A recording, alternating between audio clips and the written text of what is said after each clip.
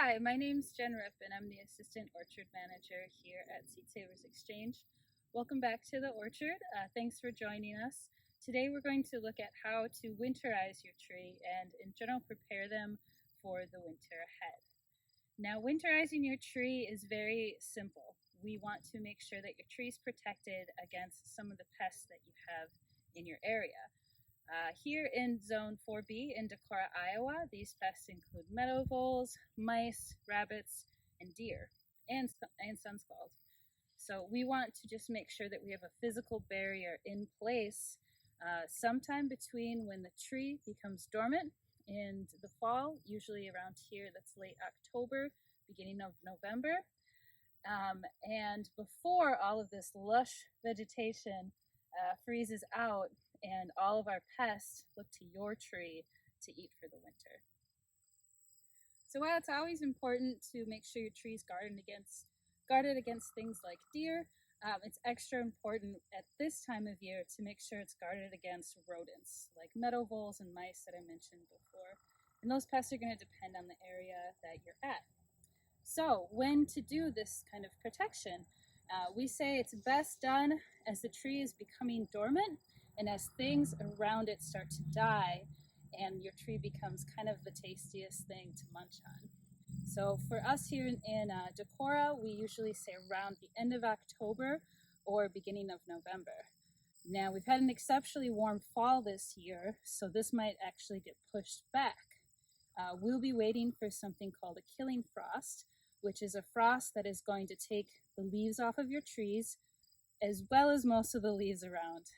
That usually happens around 28 degrees and is also called a hard frost. So there's several different options of how to create that physical barrier between your tree trunk and the outside world and the pests that want to eat it. Our preferred method here in the nursery bed and for trees between a year and 2 years are these spirals. These are plastic, or more specifically vinyl spirals, and they work well for these young trees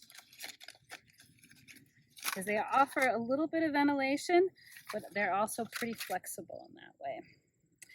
Now, I wouldn't recommend these as the tree gets older because you do have to keep an eye on them, as if you leave them on the tree too long, they're going to end up girdling your tree because the tree will go into the plastic.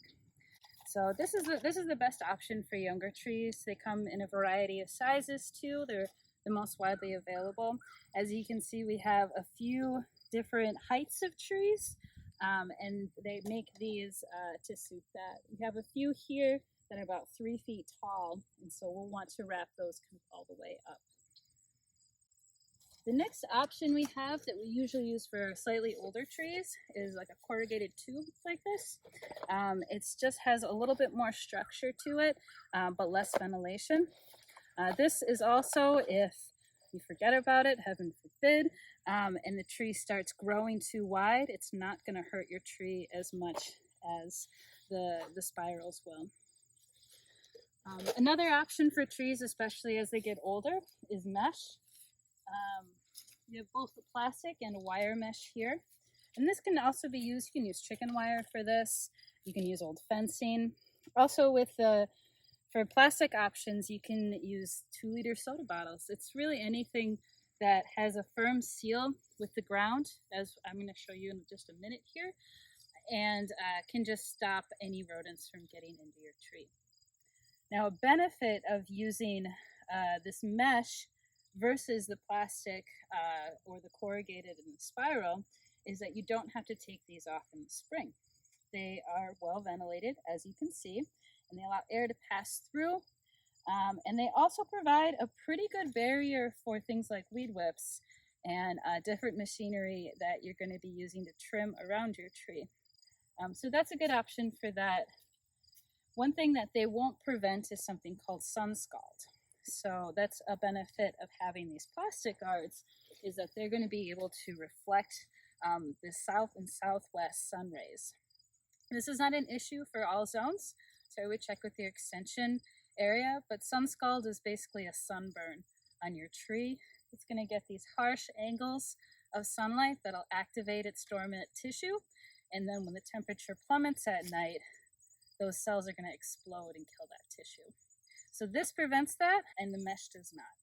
You do absolutely have to take these off in the spring, as they are a wonderful spot to hold moisture, especially like overwintering pests and insects. They find a really nice home between this nice place. Kind of built them a little house around the tree, and we don't want to do that. So let's talk a little bit more about when you know your tree is dormant. This is not right now for us, but for demonstration purposes, I'm going to show you what you would be doing. So dormancy is when the leaves are going to be falling off the trees after that killing frost. The event of the leaves falling off is a clear signal to the tree that it is now dormant. But given for demonstration purposes, I'll show you what you can do if the leaves are still hanging on after a hard frost and you're ready to put your tree guard on. So we'll take this example right here, this beauty. I'm just going to go and strip the leaves off. This is much easier to do when it is fully dormant. I'm going to leave a few top ones on here because it isn't actually dormant right now. But in the event that all of the leaves are dead, that's the best thing you can do. Now, the question is, why do this? We want to do this in order to not catch any of this green matter between our trunk and between the plastic here. This is going to be a place where decomposing leaf matter creates a lot of moisture, and it creates an environment for a lot of orchard pests to find a nice cozy home. So we don't want to wrap anything green inside of this. You'll also notice that we have a couple different sizes of trees that I mentioned. And while you don't have to wrap all the way up through the tree, if you can, that's going to be the most beneficial. Like this is trying to give your tree the coziest home that you can for the winter, and that can require quite a tall guard. If I were to wrap this tree with a spiral though, given that it's pretty flexible, I would probably put a post in as well. We have a few of those in the orchard ready to go for us. So to put spirals on the tree, it's a simple process. These come in rolls of 5, so they're kind of handy to get around. I start at the bottom, but you can also start at the top. This just gives me a little bit more control. I'm going to wrap all the way up like so. And this is a really, really important part. We do not want to give our rodents any chance at getting under these and setting up home. So I'm going to just disturb the soil around here a tiny bit. And this is also why it's important to do this before the ground freezes, because you really need to get these in an inch to 2 inches to have the ground seal around that when the ground does freeze. Now that's going to be a barrier that I challenge any rodent to cross, but now having said that out loud, we'll see what happens this winter. An important thing to note is the weak point of your tree is still going to be your grafting union. For our tree here, you can see that's going to be right there. And every graft union is going to look slightly different, but you're going to try to recognize the difference in the bark color, bark texture, and just a really kind of defined union underneath your tape. Now this is important because it might be the place susceptible to sun scald, so we want to be using something reflective like we discussed previously, but also for wind. Even though these trees are healed, we still want to make sure that a 40-mile-an-hour gust isn't going to crack the top off. So that being said, also for this size tree, this is a perfect size tree guard because it's wrapping almost the entire tree. So that means that rabbits can't crawl up and nibble higher in the tree like they could for this one. But it's also going to be a nice little barrier for those stiff winds and make the tree bend together and not snap off. So I'll just put the second one on. And again, you can make these out of a lot of things too. Lots of different recyclables. I think I mentioned like a soda bottle or a milk jug. Really anything that is going to be the correct diameter around your tree, and something that's impenetrable like plastic. So again, I'm gonna kind of remove any green matter around the tree. I'm gonna take the leaves off just for where the guard's gonna go. I'm gonna say hi, Northwest Greening. Good luck this winter. And install my guard. Also make sure to do this gently. Your trees are still young and susceptible to breakage. And then you can shove that in to the unfrozen soil. Pack a little bit of soil around it as an extra. And wish it good luck for the winter. So now that we have the proper rodent protection on, let's talk about our bigger pests in the area. For us up here in Decorah, Iowa, that's going to be the white-tailed deer. We have heavy deer pressure all year round for our trees, and we want to make sure that we have something in place all year round to prevent them from eating our trees. You want to do the trimming on your trees. You don't want deer to do the trimming on your trees.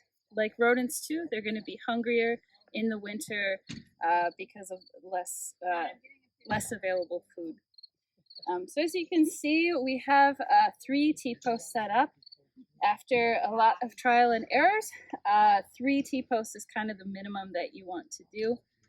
1 T-post may look sufficient, but deer are hungry and they're big, and they will kind of ram into your fence if it just has 1 or 2 T-posts. 3 is going to create the barrier that we want. If you want more than that, please go ahead. 5, 6, however you can armor your tree from these white-tailed deer. And we want to make sure that it's high enough that a deer can't reach over and nibble on anything, but it doesn't necessarily have to go all the way to the ground. So we do have our rodent protection on, and the little chance that a deer is going to scoot under there. Being said, it keeps many mammals out, including myself. So this is not ideal if you're going to be, let's say, planting a whole orchard. While it's great for 1 or 2 trees, it also makes it pretty hard for me to get in there and do any of the maintenance that I'm going to need to do for the rest of the year. So another option, if you have the means to do it, would be something like this perimeter fence here. Now this fence for our display gardens here at the Visitor Center is 10 feet high, would you say? Probably 15. And it's going to go all the way around anything we want to protect. This allows the orchardists to get in and do any sort of maintenance on the tree easily without having to scurry under a deer fence. Now, the last thing I want to talk about is mulch. If you haven't mulched your tree yet, it's really best practice to do so. And now's a good time to do that too. Mulch has a lot of benefits throughout the year. We put ours on usually in the spring, and that stops the growth of sod. And so it retains moisture in the soil, and it also acts as a soil amendment. As it breaks down, it becomes an environment for mycorrhizal material. It's going to be fungus that helps your soil. As you can see, we have a nice layer of mulch. This was put on in the spring, and it'll also act as an insulator for your root system. That means that it might help prevent dieback in your roots for the winter, but it'll also stabilize your root system in the spring. So that means your tree won't try to leaf out before the rest of the climate's really ready for that too. Thank you for joining us on how to winterize your new young tree orchard. Please check back with us throughout the year for additional resources, and we wish you the best of luck in all of your orchard endeavors.